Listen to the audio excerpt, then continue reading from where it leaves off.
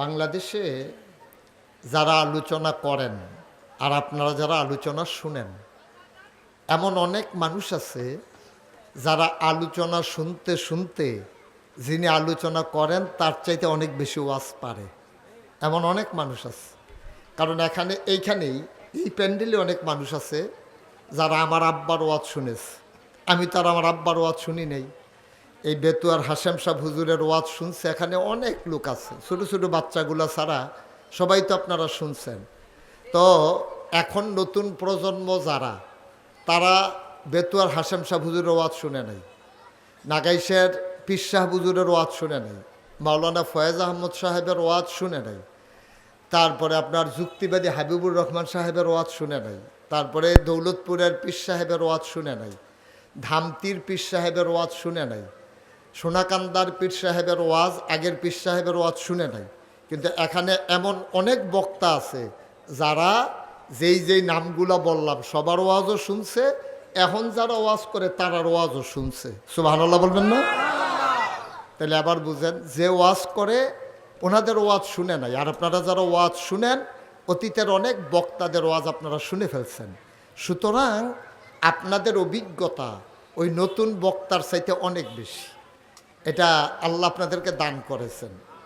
নবী করিম সাল্লাল্লাহু আলাইহি ওয়াসাল্লামের সাহাবারা যখন একজন আরেকজনের লগে একলগে হইত, এখন আমরা যদি একলগে হয়, আপনি কি জিগান, ভাই আমরা এগুল দিয়ে তো সাংঘাতিক বৃষ্টি, আপনার এগুল দিয়ে কি নমুনা? কয় যে না, আমরা এগুল দিয়ে এমনি ইয়া করছে, ঠাডা মেডা পড়ছে, কিন্তু বৃষ্টি আইছে না। কারে পাফুর আমরা এগুল যা একটা জড়িয়েছে, ডালা ফালা ভাইঙ্গিয়া কেয়ামত গেছে। এই হইলো আমরা আলাপ। আলু অহন কত টাকা মন চলতে আছে, শুনলাম পেট্রোল পাম্প বিলে তেল পাওয়া যায় না, কী তা করো নহন, এই আলাপ চলতে আছে। আর সাহাবায়ে কেরাম যখন একজন আরেকজনের লগে দেখা হইতো, প্রথমেই জিজ্ঞে, এই কালো এদিকে বসো, ওদিকে যাও, যখন তুইটা এসে হেন যাও, হ্যালো যাও, মাতে যাইব না, হেন হেন যাইবা। তো তুই বেড়া আগে জানবি না যে এই হুজুরের ওয়াজ শুনতে কী তা করণ লাগে, এটা বুঝ যাইবি না তুই। সিফা দিয়ে বইয়া থা, ভালো করে বাও, আরাম করে বাও।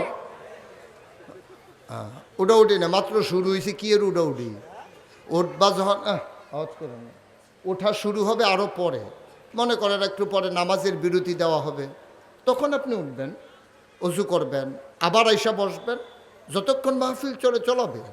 গতকালকে এখানে মাহফিল ছিল? কথা কন সবাই, গতকালকে মাহফিল ছিল? আগামীকালকে থাকবে?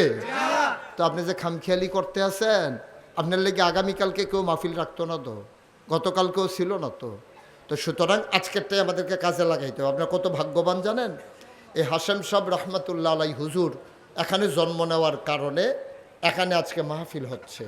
আর মাহফিল হওয়ার কারণে বড় বড় ওলামায়ে কেরাম, আমি যাদের নাম দেখলাম এর ভিতরে বোধ আমি ছোটো বক্তা, সব বড় বড় বক্তা যেই নাম দেখা যাইতেছে আমার তো ডরে করতে আছে।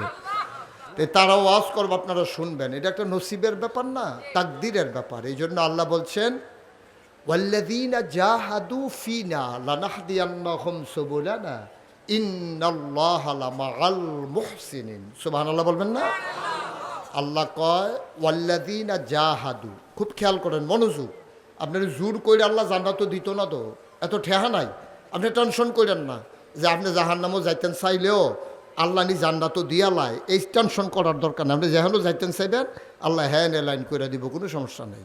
জাহান্নামে যারা যাইতেন চান তারা কোনো টেনশন করেন না যে আরে নিয়ত যে করলাম জাহান্নামও যায়াম, জান্নাতও জানি যাইতাম, আরে জাহান্নামও জানি যাইতাম পারিনি, হ্যাঁ পারবেন, কোনো চিন্তা নাই। আপনি খালি এই নিয়ত করে হইতে থাকেন, নামাজ পড়বেন না, রোজা রাখবেন না, কবরে দিতে দেরি, হেতারা গাড়া কবর ছাড়তে দেরি, আপনি দেখবেন কারবার শুরু হয়ে গেছে, টেনশন করার দরকার নাই।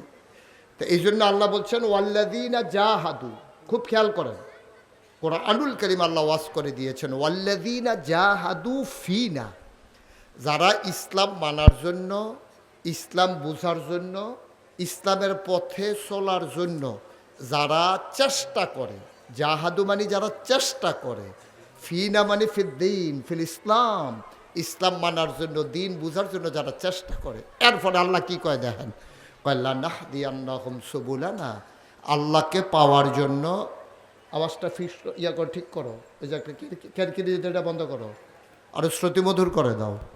তো আল্লাহকে পাওয়ার জন্য যারা চেষ্টা করে, সুবহানাল্লাহ কইতেন না?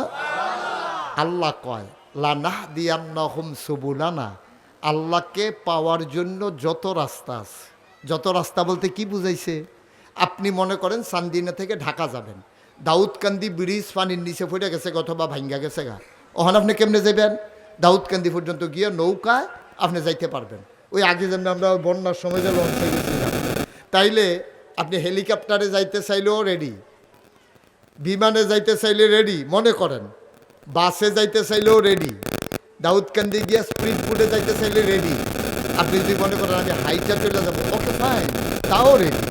তাইলে আবার চিন্তা করেন লানাহদিয়ান্নাহুম সুবুলানা, আল্লাহকে পাওয়ার জন্য যত রাস্তা আছে, আল্লাহ বান্দার জন্য সবগুলা রাস্তা, স্থলপথ, জলপথ, হাঁটা, বিমান, আকাশপথ, সব রাস্তা আল্লাহ সহজ করে দেবেন। এটা আল্লাহ ওয়াদা, সুবহানাল্লাহ বলবেন না? মানে এখানে যারা আমরা আছি, মাশাআল্লাহ, মাগরিবের পরে আমি তো নুরুল্লাহ ভাইকে বলতেছিলাম, দেখছেন নুরুল্লাহ ভাই, মাগরিবের পরে লোকজন আইতে চায় না, খালি সকলে গালাগালি করে, কি তার হুজুরে লোক দিয়ে আইতো না। মাশাআল্লাহ, এই যে এখন প্যান্ডেলও যারা দাঁড়াই রইছে, তারা যদি নামতেন, আর কইলাম জায়গা থাকলো নই, তারা আবার হাজি মহসিন ওই অন্যরা জায়গা দেয়, অন্যরা বই দাঁড়াই থেকে তারা আমরা এলাকার মানুষ দাঁড়াইয়ে থাই, অন্যরা বুক না, ভালো, এটাও একটা খারাপ না, ভালো, হ্যাঁ এটা নিয়ত ভালো। হ্যাঁ এই নিয়ত নিয়ে কী হইব, এটা আমারটা না, আমি কইলাম তার কি নিয়ত কী হইব? হ্যাঁ তারা মনে এইরকমও মনে করতে নমুনা ভালো হইলে আইয়া বইয়ালাম, আর যদি দেখি যে ওয়াজ বেশি সুবিধা না তো আটা শুরু করাম, এরপরেও তো আইয়া না, আর কেমনে বুঝাইয়া কইলে এবার আইব। সবাই নামেন, নিচে নেমে আসেন। এই মরহুমের মতো এখানে ফিক্সড হয়ে গেছে, গাড়ি কবজা টবজা সব খিলি মেরা লাইছে। আমিন বলো জুড়ে। তাইলে বান্দার হইল চেষ্টা, বান্দার কি হুজুর, বান্দার কি সফলতা কার? সুবহানাল্লাহ বলবেন না?